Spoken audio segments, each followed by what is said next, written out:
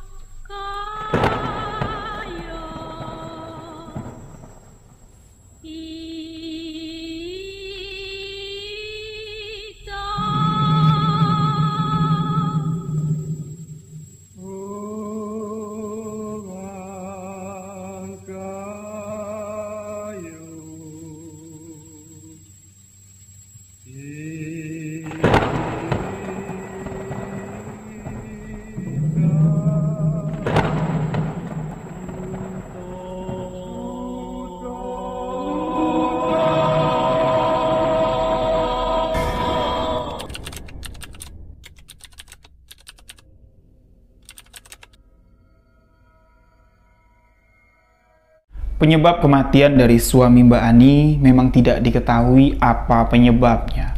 Warga yang ada di kampung mulai menyimpulkan, berasumsi, memberikan pendapat masing-masing apa penyebab kematian dari suami Mbak Ani.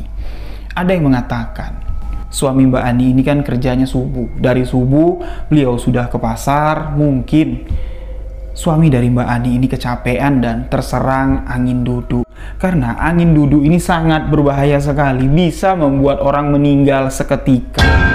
Ada juga yang berpendapat kalau suami dari si Mbak Ani ini terkena santet. Kita tidak tahu pergaulan si Ani di luar sana gimana. Apalagi kan belakangan ini banyak sekali orang yang datang ke rumah si Ani nagih hutang. Mungkin orang-orang yang ngutangin Ani, utangnya nggak dibayar, dia sakit hati dan mengirimkan santet. Suaminya lah yang terkena santet sampai meninggal dunia.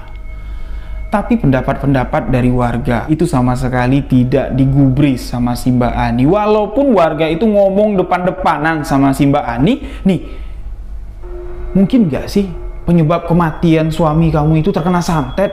Kira-kira kamu ada musuh gak? Kasihan loh kalau suami kamu memang benar meninggal karena santet. Duh, aku gak habis pikir ya. Orang baik kayak suami kamu itu bisa meninggal kayak gitu. Apa yang dikatakan oleh warga itu sama sekali tidak didengarkan oleh Mbak Ani, sama sekali tidak digubris dan terlihat dari wajah si Mbak Ani ini. Mbak Ani ini menerima kenyataan itu dengan tegar. Mbak Ani sama sekali tidak merasa sedih.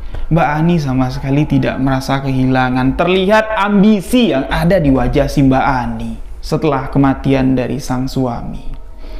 Warung sayuran yang dimiliki oleh Mbak Ani ini sementara waktu ditutup sama Mbak Ani karena beliau tidak bisa menjalankan warung itu sendirian. Subuh hari itu harus ada orang yang pergi ke pasar untuk belanja, membeli apa saja yang mau dijual di warung itu. Ketika suaminya sudah tidak ada seperti sekarang, Mbak Ani bingung siapa yang disuruh subuh-subuh ke pasar. Nggak mungkin sih Mbak Ani, dia nggak mungkin meninggalkan anaknya yang masih usianya di bawah 2 tahun sendirian di rumah. Warung itu pun ditutup. Sementara warung itu ditutup, beliau keliling kampung bertanya sama warga-warga yang ada di kampung, kira-kira ada nggak yang mau kerja sama aku ikut ngurus warung sayur yang aku miliki. Kerjanya nggak berat, kalian cuma harus standby subuh-subuh, kalian pergi ke pasar, membeli apa saja kebutuhan yang untuk kita jual di toko. Setelah barang-barang kalian beli, kalian bawa ke toko. Nah, kalian harus jaga toko dari subuh minimal sampai jam 10 pagi. Setelah jam 10 pagi, jam kerjanya itu sudah habis, kalian boleh pulang. Warga-warga yang ada di kampung di sini kan masih banyak yang nganggur. Ya, karena perusahaan tempat mereka menggantungkan pekerjaan itu masih tutup sampai pada saat ketika suami dari si Mbak Ani ini meninggal. Banyaklah warga-warga yang kepingin kerja sama si Mbak Ani. Mbak Ani di sini memilih memilih seorang pemuda yang memang masih muda sekali. Mbak Ani pada saat itu usianya kurang lebih sekitar 34 tahun. Dia memilih seorang pemuda yang usianya baru sekitar 24 tahun. Pemuda itu pun dipilih untuk bekerja bersama Mbak Ani setelah Mbak Ani ini mendapatkan seorang pegawai. Warung sayur itu kembali dibuka. Setelah beberapa lama warung sayur itu tidak buka. Ketika dibuka pertama kali setelah kematian dari suami Mbak Ani, warung sayur itu terlihat sangat ramai sekali. Ramai seramai-ramainya. Seolah-olah tidak ada tempat belanja lain selain warungnya si Mbak Ani. Warga-warga yang ada di kampung yang biasanya lebih memilih untuk belanja ke pasar karena harganya lebih murah, mereka di sini lebih memutuskan belanja di tempatnya si Mbak Ani. Mulai dari hari itu sampai hari-hari ke depan, perkembangan dari warung si Mbak Ani ini terlihat sangat pesat sekali. Pemuda yang bekerja dengan si Mbak Ani ini, beliau sangat cekatan sekali. Terlihat Mbak Ani ini akrab dengan karyawannya. Waktu pun terus berlalu. Usaha yang dimiliki Mbak Ani semakin hari semakin berkembang pesat. Pelanggan-pelanggannya itu banyak datang dari kampung-kampung sebelah. Warungnya tidak pernah sepi. Apa yang dijual sama si Mbak Ani itu pasti laku. Tidak ada yang tidak laku. Sayur-sayuran itu ludes semua, tidak pernah ada yang bersisa. Hari berganti bulan. Bulan berjalan terus. Kedekatan Mbak Ani dengan karyawannya ini tercium oleh warga. Warga sering memergoi Mbak Ani ini dua-duaan di warung bersama karyawannya. Memang wajar. Mbak Ani statusnya adalah seorang janda. Janda yang memiliki uang yang cukup sekarang. Pemuda ini adalah pemuda yang masih polos sekali. Ketika Mbak Ani menyuruh pergi ke pasar, dia pergi ke pasar. Ketika Mbak Ani menyuruh pemuda itu untuk datang menjemput Mbak Ani ke rumahnya, pemuda itu pun datang. Kedekatan Mbak Ani dengan pemuda itu sering dilihat sama warga dan warga di sini takut. Kalau kampung tempat tinggal mereka ini dikotori oleh Mbak Ani dan pemuda itu. Mohon maaf sebelumnya, mereka di sini takut kalau Mbak Ani melakukan perbuatan zina dengan pemuda tersebut karena kedekatan Mbak Ani dilihat sama warga itu bukan kedekatan antara bos dengan anak buah, bukan. Sudah hampir menjurus kedekatannya mendekati seperti sepasang kekasih. Mereka udah nggak sungkan lagi bergurau, colek-colekan, dan si Mbak Ani juga terlihat dari sorot matanya memiliki ketertarikan dengan pemuda tersebut. Warga-warga di sini mulailah bergosip lagi menceritakan si Mbak Ani kalau Mbak Ani ini dapat berondong, memanfaatkan situasi mumpung pemuda itu ganteng, pemuda itu jadi anak buah si Mbak Ani, dan Mbak Ani ingin memiliki pemuda itu seutuhnya.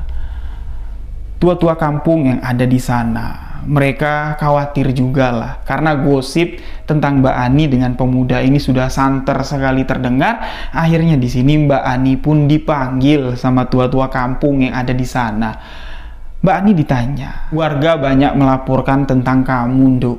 Kami sebagai orang tua di kampung ini cuman ingin bertanya. Itulah kewajiban kami, jangan sampai nanti ada fitnah, jangan sampai nanti ada yang salah jalan. Warga banyak melaporkan melihat kamu sama anak buahmu itu dekat sekali, layaknya seperti sepasang kekasih. Apakah kalian menyembunyikan sesuatu? Apakah kedekatan kalian sudah seperti itu? Mbak Ani pun di sini mengatakan apa yang dikatakan warga itu adalah pendapat mereka masing-masing. Saya tidak dapat mengiyakan, saya juga tidak dapat mengatakan tidak. Karena kami memang dekat, kami bekerja sama. Ya tidak mungkin lah. Kalau kami kerja sama, kami marah-marahan, kami jauh-jauhan. Saya ngomongnya bentak-bentak, ya tidak ada lah Pak. Orang yang betah kerja dengan saya Tapi di sini Mbak Ani ini terus didesak untuk mengaku kalau memang Mbak Ani ini sudah memiliki hubungan spesial dengan pemuda tersebut. Akhirnya di sini Mbak Ani pun terpojok. Dia tidak dapat lagi berargumen, tidak dapat lagi menutupi apa yang sudah diketahui oleh warga. Singkat cerita di sini Mbak Ani pun jujur mengatakan, kedekatan kami memang sudah lebih dari karyawan dengan bos. Kami memang memiliki hubungan dekat seperti kakak adik. Awalnya itu yang dikatakan oleh Mbak Ani, dan warga kampung, tua-tua kampung yang ada di sana mengatakan kalau memang kalian sudah merasa cocok, ya udah, dihalalkan saja. Status kamu kan janda. Kamu butuh pendamping, dan pemuda itu juga lajang. Wajarlah kalau kalian bisa menikah, dan Mbak Ani pun akhirnya menikah dengan pemuda tersebut. Akhirnya Mbak Ani pun di sini menikah dengan pemuda tersebut. Setelah acara pernikahan digelar, seluruh warga yang ada di kampung sekarang tahu kalau Mbak Ani dengan pemuda itu bukan bos dengan anak buah lagi, bukan. Tapi mereka sekarang sudah menjadi sepasang suami istri. Warga pun senang. Warga nggak perlu khawatir lagi akan terjadi sesuatu hal yang tidak diinginkan, perbuatan zina yang akan mengotori kampung. Warga di sini sudah lega, ya syukurlah. Wajar kalau si Ani menikah dengan seorang pemuda, ya karena Ani ini janda kaya. Janda muda lagi, belum terlalu tua. Wajar kalau Ani sekarang sudah waktunya untuk menikah. Hari-hari pun berlalu. Kedekatan pasangan suami istri ini memang selalu diumbar. Setiap warga yang belanja di tokonya si Mbak Ani ini selalu melihat sepasang suami istri ini selalu mesra-mesraan. Bahkan ada yang ngatain mereka, enak yo bisa nyari duit sambil pacaran, bisa nyari duit sambil mesra-mesraan. Mbak Ani pun di sini cuman senyum, cuman nyengir, karena yo Mbak Ani ini udah bosen dicibir sama masyarakat yang ada di sana.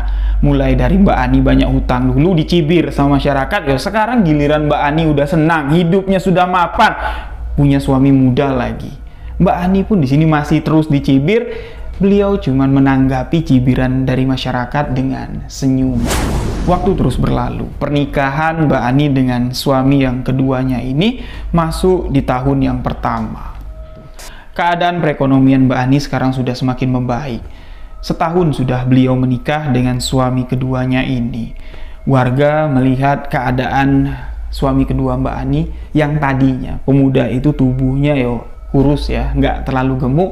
Setahun menikah dengan Mbak Ani, tubuhnya sudah terlihat gemuk, sudah terlihatlah potongan seperti bos muda. Dan suami dari si Mbak Ani, setahun yang lalu, beliau ini kalau ke pasar subuh itu menggunakan sepeda motor.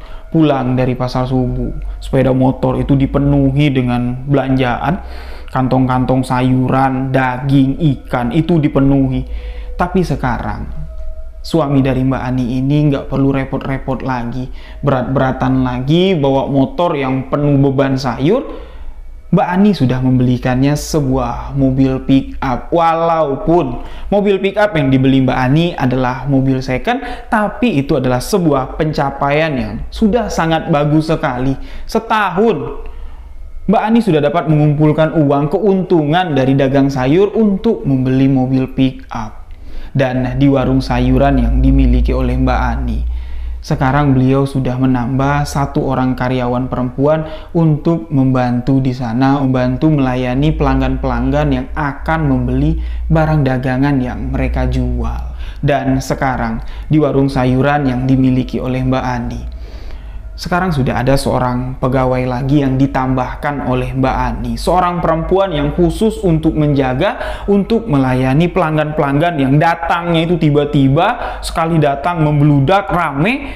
Kalau mengandalkan suami dari si Mbak Ani, beliau ini capek. Jam 3 pagi dia sudah bangun, sudah jalan ke pasar induk. Belum lagi ngangkat barang-barang, sayur-sayuran dibawa ke atas mobil, dibawa lagi ke warung, disusun lagi.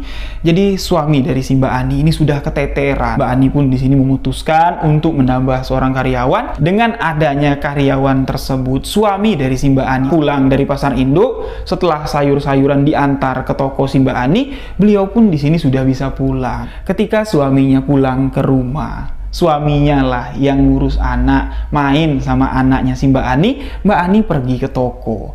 Dengan keadaan yang sudah seperti itu, hari-hari berjalan seperti itu terus. Akhirnya di sini kedekatan suami kedua dari si Mbak Ani dengan anak kandung dari si Mbak Ani yang seorang laki-laki ini sangat dekat dan sangat akrab sekali. Anak Mbak Ani yang saat itu sudah berusia kurang lebih sekitar 3 tahun. Sudah menganggap suami kedua dari si Mbak Ani ini itu adalah ayah kandungnya.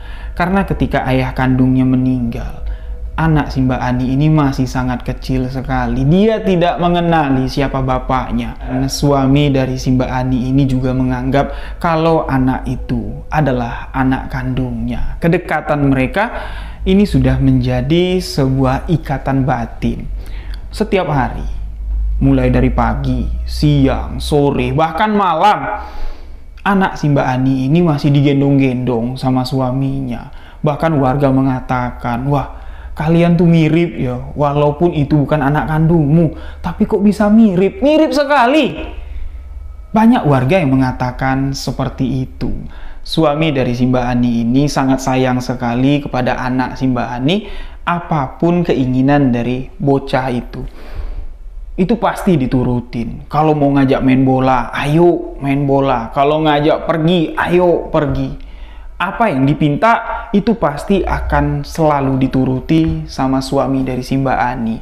Hingga pada satu ketika sebuah kejadian pun terjadi. Kejadian itu terjadi sore, ba'da asar. Anak dari si Mbak Ani yang usianya kurang lebih sekitar 3 tahun masuk ke 4 tahun. Bocah laki-laki yang sangat energik sekali. Beliau mengajak suami dari si Mbak Ani ini untuk bermain di kali, di sungai yang ada di desa tersebut. Yang mana sungai yang ada di desa tersebut arusnya cukup kencang. Anak-anak kecil seusia 4 tahun ini memang tidak diperbolehkan bermain di sekitaran sungai tersebut karena sangat berbahaya sekali. Tapi anak dari si Mbak Ani pada sore hari itu minta sama bapaknya, minta sama suami dari si Mbak Ani ini, minta diajak main ke sana. Dia mau berenang, dia bilang, dia mau main air. Adik mau ke sana, Pak. Adik mau berenang. Mbak Ani di sini sudah menegah. Jangan, Dek. Nggak boleh. Jangankan kamu, ibu aja takut main ke sana. Nggak boleh. Kamu main yang lain aja. Tapi anak dari si Mbak Ani ini tetap ngotot. Dia terus meminta-minta dan akhirnya suami dari Mbak Ani pun di sini menuruti permintaan bocah tersebut. Sore hari, ba'da asar, bocah itu digendong sama suami dari si Mbak Ani. Mereka membawa sebuah pelampung. Terlihat perlengkapan untuk berenang memang sudah disediakan. Sesampainya di sana, menurut saksi mata yang ada di lokasi kejadian, saksi mata melihat kalau suami dari si Mbak Ani ini membiarkan anak si Mbak Ani ini berenang di aliran sungai yang cukup deras dengan menggunakan pelampung. Walaupun pada saat itu suami dari si Mbak Ani ini ikut nyemplung, pelampung itu dipegang. Bocah yang berusia 3 masuk 4 tahun ini senang sekali berenang menggunakan pelampung, tapi tidak tahu kenapa ketika suami dari si Mbak Ani ini memegang pelampung ban itu biar arus ini nggak bawa bocah ini hanyut, saksi mata melihat suami dari si Mbak Ani ini tiba-tiba tenggelam, badannya atau jasadnya itu terbawa arus sungai. Saksi mata yang ada di lokasi kejadian yang dekat, jaraknya palingan sekitar 5 meter lah dari TKP, beliau melihat, loh kok tiba-tiba suaminya Ani nyelam? Loh, dia ngapain sih?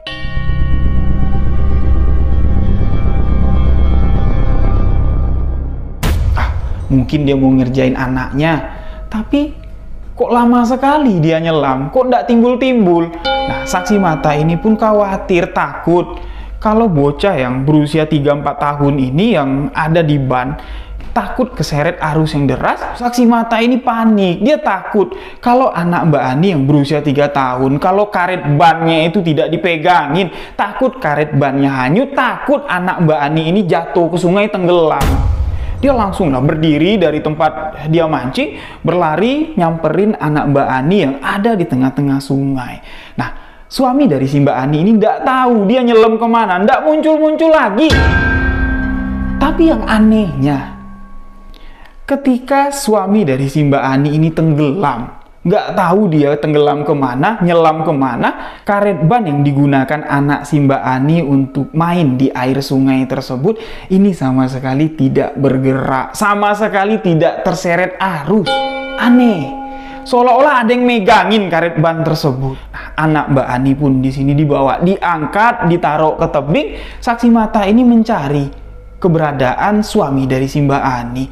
Ini kemana? Nyelamnya kok nggak muncul-muncul? Dia khawatir kalau suami dari si Mbak Ani ini tenggelam terseret arus. Beliau pun di sini berteriak meminta pertolongan warga yang ada di sekitaran sungai. Akhirnya warga semuanya berkumpul, pencarian pun dilakukan. Kejadian ini sekitar ba'da asar, kurang lebih sekitar jam 4 sore lah. Nah, jenazah atau jasad dari suami Mbak Ani itu diketemukannya baru di jam 10 malam. Jarak penemuan jenazah dari suami Mbak Ani ini jaraknya itu nggak terlalu jauh. Sekitar 30 meter lah dari TKP tempat dia main-main sama anaknya si Mbak Ani, jasadnya itu ditemukan di sana. Sedangkan dari jam 4 sore sampai di jam 10 malam, lokasi itu sudah diobok-obok sama warga. Warga ada yang nyelam. Warga menyusuri tepian sungai tapi tidak ditemukan. Nah, di jam 10 malam itulah salah satu warga melihat itu apa tuh? Itu apa? Jasad suami dari Mbak Ani ini pelan-pelan mulai ngapung, mulai naik ke permukaan. Barulah di sini warga dapat menemukan jasad tersebut. Sebuah peristiwa yang cukup membingungkan.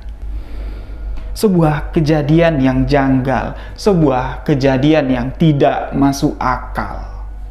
Walaupun saksi mata di lokasi cuman ada 1 orang, tapi dia berani bersumpah. Apa yang dia lihat, apa yang dia saksikan, ini memang nggak masuk akal. Suami Mbak Ani yang berdiri, kakinya nyentuh ke dasar sungai, itu bisa terseret arus. Tapi karet ban yang ditumpangi oleh anak kecil yang berusia 3 tahun, itu sama sekali tidak bergerak dari tempatnya, sama sekali tidak bergeser. Itulah yang membuat saksi mata ini kebingungan setengah mati. Setelah penemuan jasad dari suaminya Mbak Ani, di hari itu Mbak Ani harus merelakan kehilangan suami keduanya meninggal dunia. 2 orang suami dari Mbak Ani sudah meninggal dunia. Awalnya, setelah kematian dari suami kedua Mbak Ani, warga-warga yang ada di desa sama sekali tidak curiga dengan apa yang sebenarnya dilakukan sama Mbak Ani ini. Sama sekali tidak ada yang curiga. Mereka di sini masih menganggap peristiwa kematian suami kedua dari si Mbak Ani ini pure, itu adalah sebuah kecelakaan. Mereka tidak menganggap ini ada unsur-unsur lain. Ketika jenazah itu diketemukan oleh warga di jam 10 malam, jenazah suami dari si Mbak Ani ini diperiksa sama orang yang mengerti tentang kejadian orang meninggal tenggelam. Sama sekali tidak terlihat ada kejanggalan. Orang itu mengatakan ini bukan gangguan dari makhluk gaib. Mungkin ini memang kecelakaan, nggak tahu, mungkin suamimu kakinya tiba-tiba kram. Jadi dia tergelincir, dia nggak bisa berdiri dan tubuhnya terseret arus yang cukup deras. Status Mbak Ani kini adalah janda. Janda untuk kedua kalinya. Dua-dua suami dari Mbak Ani meninggal dunia dengan cara yang cukup misterius. Kejadian yang dialami oleh Mbak Ani ini seperti kejadian yang dulu terulang lagi.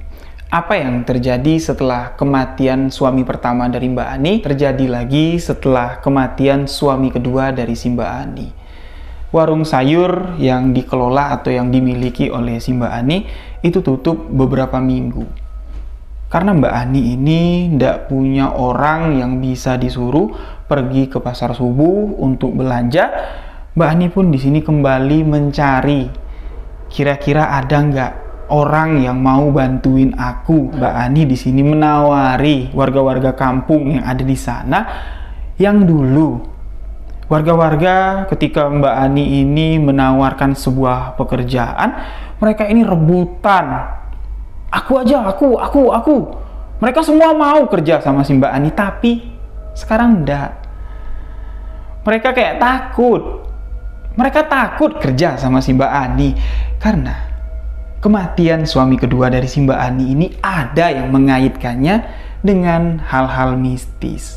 Ada salah seorang paranormal yang ada di kampung tersebut yang memang kedekatannya dengan si Mbak Ani semenjak suami Mbak Ani meninggal pertama. Hubungan paranormal ini dengan Mbak Ani ini udah nggak bagus karena paranormal ini mengatakan kalau suami dari Mbak Ani itu meninggalnya kena santet. Dia melihat dari ciri-ciri fisik jenazah almarhum suami pertama dari si Mbak Ani, ini kematian suami kamu ini adalah ulah dari makhluk gaib. Ini bukan penyakit medis. Jangan-jangan suami kamu kena santet. Mbak Ani tersinggung. Dukun itu mengatakan kalau suaminya meninggal kena santet. Mulai dari hari itu, Mbak Ani ini nggak pernah negur lagi sama si dukun itu. Keles lah istilahnya. Nah, ketika kematian suami kedua dari si Mbak Ani, dukun ini mulai berargumen lagi dengan kemampuan kebatinan yang beliau miliki. Beliau melihat dengan mata batinnya. Kalau suami kedua dari si Mbak Ani ini meninggal diseret oleh sosok makhluk gaib, kematiannya itu sudah ditunggu, kematiannya itu sudah ditandai. Warga-warga yang percaya dengan apa yang dikatakan si Mbah Dukun ini, yang tadinya ngefans sama si Mbak Ani, masih muda, cantik, duitnya banyak. Sekarang ketika Mbak Ani datang nyamperin mereka, nawarin kerja, pemuda-pemuda yang ada di kampung itu takut. Mereka lebih memilih menghindari Mbak Ani.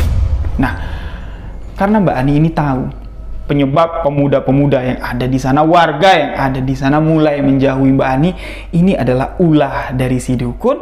Mbak Ani pun di sini sempat melabrak si dukun, dan kebetulan rumah si Pak Dukun ini itu beda 2 rumah dari sahabat kita Tia yang mengirimkan kisah ini.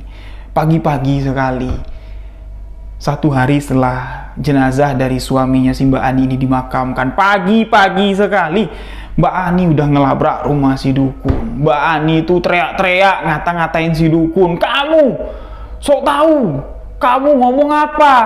Kamu bilang apa? Kamu bilang suamiku mati dibunuh sama makhluk gaib.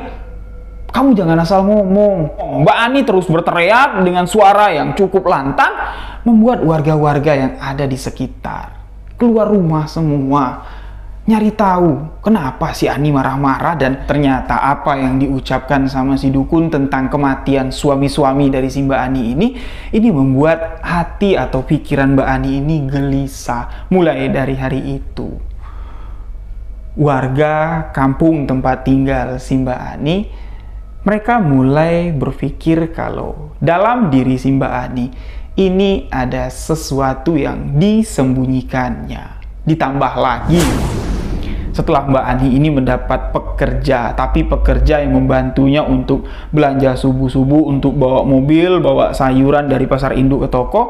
Ini merupakan orang yang berasal dari luar ya, dari luar desa. Seorang bapak-bapak yang bekerja dengan Mbak Ani seperti biasa. Setelah mendapatkan pekerja, Mbak Ani pun kembali membuka warung sayurnya. Dan ketika warung sayur itu dibuka, setelah beberapa hari ditutup, warung sayur itu kembali membeludak. dipenuhi oleh pelanggan. Seolah-olah orang-orang yang belanja di warungnya si Mbak Ani ini sudah menunggu lama sekali. Sudah sangat rindu sekali ingin belanja di tempatnya si Mbak Ani. Dari penampakan kejadian yang agak sedikit ganjil, bahkan menurut beberapa warga desa, tetangga dari Mbak Tia yang mengirimkan kisah ini, mereka lewat di depan warungnya si Mbak Ani. Niat hati mereka sama sekali tidak mau belanja di sana. Tapi ketika sudah lewat, tiba-tiba kakinya ini ngebelok aja ke sana. Seolah-olah terpintas di pikirannya, ada aja yang kurang di rumah. Ada aja lah yang mau dibeli. Walaupun mereka ini sadar, tapi mereka tidak bisa menolak badannya untuk bergerak ke sana, seolah-olah memang warung dari si Mbak Ani ini memiliki daya tarik yang sangat luar biasa besar sekali. Dan yang terlihat lebih menonjol lagi lah dari warungnya si Mbak Ani ini, setiap suami dari Mbak Ani meninggal, suami pertama meninggal, suami kedua meninggal, potensi atau perkembangan dari warung sayur itu ini semakin besar saja, semakin hebat saja. Bahkan sampai-sampai Mbak Ani ini membeli warung yang tadinya disewa sama Mbak Ani, itu sekarang sudah dibeli, sudah menjadi hak milik sama si Mbak Ani. Setelah kematian suami kedua dari si Mbak Ani, status Mbak Ani kembali menjadi seorang janda. Warga-warga yang ada di kampung sudah nggak ngefans lagi sama Mbak Ani karena mereka ini sudah mendapat bisikan dari dukun kalau Ani ini pasti ada apa-apanya. Jangan dekat-dekat, nanti bahaya kalian. Nah, Mbak Ani pun di sini tidak mau dekat lagi dengan cowok-cowok yang ada di kampung itu karena dia bercermin dengan kejadian di tempo hari ketika dia dekat dengan almarhum suaminya kedua. Ini menjadi bahan gunjingan sampai-sampai mereka ini harus dinikahin sama tua-tua kampung. Mbak Ani di sini sama sekali tidak pernah terlihat dekat dengan laki-laki, sampai dimana kematian dari suami keduanya ini sudah hampir 1,5 tahun. Barulah warga kampung melihat Mbak Ani ini kembali membuka hatinya. Sering terlihat ada seorang laki-laki yang berparas tampan, bertubuh tegap, usianya hampir sebaya dengan si Mbak Ani, itu sering ngapel ke warungnya si Mbak Ani. Warga-warga yang ada di sana yang sering memperhatikan keseharian dari Mbak Ani, mereka bingung, loh itu siapa ya? Kayaknya bukan orang kampung sini, bukan juga orang kampung sebelah. Asing sekali. Warga kampung yang ada di sana tidak mengenal siapa teman laki-laki dari si Mbak Ani. Singkat cerita di sini, Mbak Ani pun kembali menikah dengan laki-laki tersebut. Pernikahan ketiga yang dilakukan oleh Mbak Ani setelah beliau menikah dengan laki-laki tersebut. Warga di sini baru tahu kalau laki-laki yang menikah dengan Mbak Ani ini adalah seorang duda, yang mana beliau ini adalah teman sekolah dari Mbak Ani, teman semasa SMA-nya. Jadi mereka ini udah lama nggak ketemu, sekali ketemu Mbak Ani statusnya janda, yang laki-laki statusnya duda. Mereka dekat, mereka menikah, dan setelah menikah suami dari Mbak Ani diajak Mbak Ani untuk tinggal di kampung tersebut karena usaha Mbak Ani ya itu nggak bisa dipindah-pindahin. Mau nggak mau suaminya pun harus ikut tinggal di kampung tersebut, harus ikut mengolah usaha yang dijalankan oleh Mbak Ani. Tapi suami ketiga dari si Mbak Ani ini dilihat sama warga, dia nggak terlalu dekat dengan anaknya si Mbak Ani dan tidak terlalu akrab juga dengan warga-warga yang ada di sana. Warga-warga pun sungkan lah untuk negur, sungkan untuk ngajak ngobrol. Kalau disapa, dia cuma ngelengos, sombong lah. Itulah yang tepat untuk penyebutan suami ketiga dari si Mbak Ani ini. Waktu terus berjalan, pernikahan Mbak Ani yang ketiga sekarang sudah memasuki tahun kedua. 2 tahun dia sudah menikah dengan suami ketiganya ini. Usaha yang dimiliki oleh Mbak Ani sekarang sudah berkembang sangat pesat sekali. Yang dulu warung yang dibuka sama Mbak Ani itu cuma 1, tapi Setelah dia menikah dengan suami yang ketiga ini, warung sayur Mbak Ani ini ada dua cabang. Satu di desa tempat tinggal mereka, satu lagi di desa sebelah. Usahanya sudah sangat berkembang sekali. Di tahun kedua pernikahan Mbak Ani, warga yang ada di kampung ini masih belum terlalu akrab juga dengan suaminya Mbak Ani, karena dia jarang sekali keluar rumah. Keluar rumah kalau dia nggak nganter istrinya, kalau nggak nganterin anaknya, ya dia ke warung. Dia nggak pernah bersosialisasi dengan masyarakat yang ada di sana, hingga pada satu ketika suami ketiga dari si Mbak Ani ini tiba-tiba sakit. Sakit yang dirasakan oleh suaminya Mbak Ani ini digolongkan penyakit yang aneh. Dia merasakan kalau di bagian ari-arinya itu sangat kencang sekali, dan ketika ari-ari itu ditekan, rasa sakit itu pindah ke hulu hati. Nah, ketika hulu hati ditekan, rasa sakit itu kembali pindah lagi ke ari-ari, bahkan di sini. Rasa sakit itu bisa pindah ke kantong menyannya. Rasa sakit itu bisa berpindah ke alat kelamin dari suami si Mbak Ani ini. Dia berteriak meminta tolong. Bu, tolong bu. Kenapa bu? Perutku sakit bu. Tiba-tiba sakit bu. Tolong bu. Tolong bu. Mbak Ani di sini, ya, dia tidak tahu harus berbuat apa. Dia berteriak meminta tolong sama warga setempat. Ketika warga datang melihat kalau yang sakit itu suami dari si Mbak Ani, warga di sini urung, enggan untuk bantuin. Ngapain bantuin orang sombong kayak gitu? Ya biarin lah, biarin dia ngerasain sakit. Jangan dibantuin, biarin aja. Suaminya Ani yang sombong itu loh, sakit, dah biarin. Warga-warga yang ada di sana itu cuma ngelongok aja tuh dari luar, melihat kalau suami ketiga dari Mbak Ani ini memegang perutnya, berteriak kesakitan, terlihat wajahnya pucat sekali. Mbak Ani di sini terus meminta tolong pak, angkatin suamiku ke mobil, tolong pak, bawa ke dokter. Dan akhirnya warga kasihan karena teriakan atau rintihan dari suami ketiga dari si Mbak Ani ini terlihat sangat sakit sekali. Akhirnya suami ketiga dari si Mbak Ani ini pun dilarikan ke rumah sakit. Sesampainya di rumah sakit, yang anehnya penyakit yang dirasakan oleh suaminya si Mbak Ani tiba-tiba hilang. Sama sekali tidak beliau rasakan lagi. Aneh.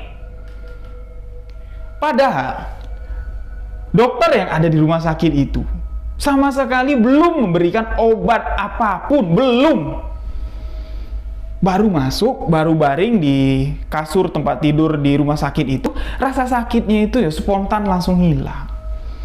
Karena beliau sudah tidak merasakan sakit lagi, dokter pun menyarankan ya udah pulang. Kalau udah nggak sakit lagi, udah pulang. Mungkin tadi itu cuma penyakit angin, lebih baik diurut atau dikerok. Setelah pulang, suami dari si Mbak Ani ini, beliau merasa kalau nggak enak hati dengan warga-warga yang ada di sekitar, karena warga-warga yang ada di sekitar lah selama ini diabaikan, diacuhkannya, mereka lah yang membantu ketika dalam keadaan darurat seperti yang dialaminya barusan. Ketika dia sedang sakit, warga yang disombonginnya itulah yang menggotongnya, yang bawa ke rumah sakit. Beliau nggak enak hati. Suami ketiga dari si Mbak Ani ini mulai negur, sok-sok ramah dengan warga yang ada di sekitar. Tapi keramahan dari suami ketiga dari si Mbak Ani ini tidak berlangsung lama. Di satu pagi, warga desa mendapatkan kabar duka bahwa suami dari Mbak Ani meninggal dunia.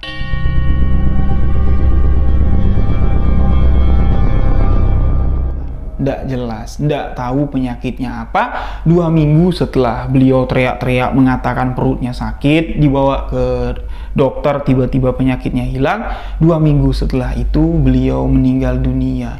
Menurut cerita dari Mbak Ani, sebelum tidur pada malam harinya, suamiku tuh masih baik-baik aja, kami masih ngobrol, kami masih bercanda. Tapi ketika pagi aku bangun, suamiku udah nggak bernyawa lagi. Mbak Ani di sini nggak tahu apa penyebab kematiannya. Tapi lagi-lagi di sini ketika warga mengatakan, nih bawa suamimu ke dokter, jenazahnya dibawa ke dokter biar kita tahu Apa penyebab kematian suamimu? Lagi-lagi Mbak Ani mengatakan tidak, nggak usah. Ini sama persis ketika kematian suami pertama dari Mbak Ani. Warga mengatakan, bawa suamimu ke dokter, biar kita tahu apa penyakitnya, apa penyebab beliau meninggal dunia. Biar kita tahu apa penyebab beliau meninggal dunia. Sama persis ketika kematian suami ketiganya, Mbak Ani tidak mengizinkan, tidak mau membawa jenazah suaminya ke rumah sakit untuk diperiksa. Beliau di sini memutuskan untuk sesegera mungkin memakamkan jenazah almarhum suaminya. Nah, ini ada satu cerita dari salah satu tetangga dari si Mbak Ani. Kita katakan di sini sebagai saksi mata di malam ketika kejadian suami Mbak Ani ini meninggal dunia. Tetangga dari Mbak Ani ini rumahnya itu pas berhadapan dengan rumahnya si Mbak Ani.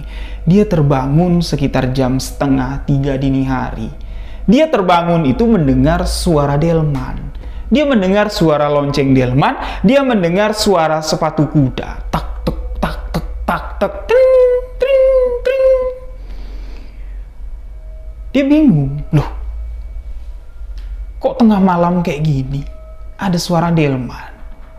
Siapa yang bawa delman malam-malam kayak gini? Orang ini pun penasaran, ngintip lah lewat jendela. Ternyata memang iya. Suara yang didengarnya memang adalah suara delman. Delman itu markir pas di depan rumahnya si Mbak Ani. Tapi delman yang beliau lihat ini tampilannya tidak umum. Berbeda dengan delman-delman yang ada di kampung mereka. Delman ini penuh dengan hiasan. Layaknya delman kayak kereta kencana lah. Delman para raja, delman para sultan, penuh dengan hiasan. Tapi di atas delman itu tidak ada siapa-siapa. Delman itu tidak ada kusirnya, delman itu tidak ada penumpangnya. Orang ini memperhatikan, bener nggak tuh delman? Tapi iya loh, itu kuda. Kuda yang nariknya itu ada 2, itu keretanya ada. Dia terus memperhatikan, kok kenapa? Delman itu berhenti pas di depan rumahnya si Ani. Dia memperhatikan terus dan hingga perhatiannya ini tertuju dengan beberapa kelibat bayangan atau beberapa perwujudan yang menyerupai manusia. Perwujudan yang menyerupai manusia itu yang menggunakan jubah hitam. Itu keluar dari depan pintu rumahnya si Mbak Ani. Pas di depan pintu rumahnya, perwujudan sosok itu ada 3. Berjalan menuju ke arah delman, 2 diantaranya menggunakan jubah hitam. Tapi satu sosok perwujudan yang di tengah-tengah diapit dengan 2 sosok bayangan yang menggunakan jubah hitam, itu mirip sekali dengan wajah suami dari si Ani.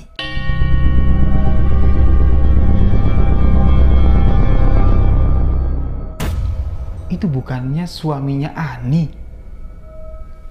Kok kenapa tengah malam kayak gini dia naik delman? Itu siapa? Yang pakai jubah hitam itu siapa?